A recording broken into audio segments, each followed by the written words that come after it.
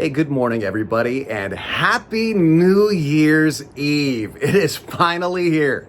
Hey, just for fun this week, we have been counting down the top 5 most watched video devos of 2020.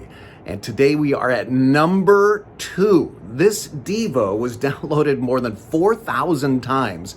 And I think it's because it talks about a situation that has become a metaphor for what we are all living through this year. Watch this. Well, good morning, everybody. Renee sheltering in place with you. Hey, if you are okay with this, I'm going to read just a short passage from a book that I wrote last year called Chasing David. You might remember that there's a time in his life when King David is literally living in a cave. It's a low point. He's been chased underground by the murderous King Saul. In the book, I talk about going into a cave near Bethlehem, a cave that David himself might have been in at some point in his life. And my guide let me know that it actually wasn't a cave, it was a tunnel.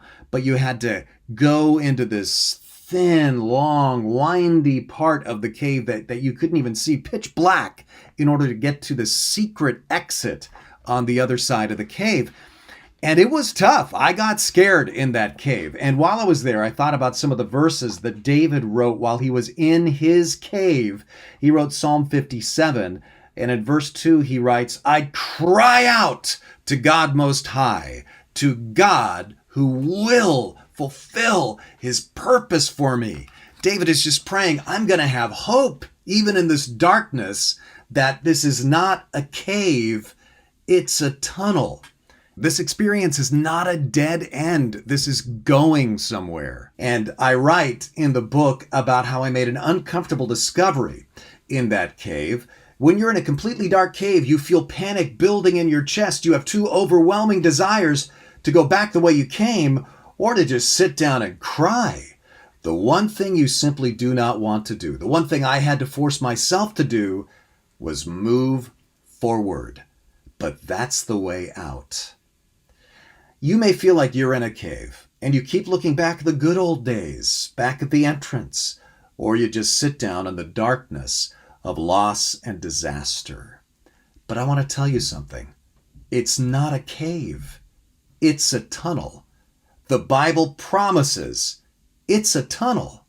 So keep moving forward. No matter how many twists and turns there are, no matter how dark it gets, wake up each morning and take one step at a time into your future. There's a light ahead. Maybe it's just a glimmer now, but it's there. King David always comes back, even in his most pessimistic cave songs, to perceive that future light and to say something along these lines.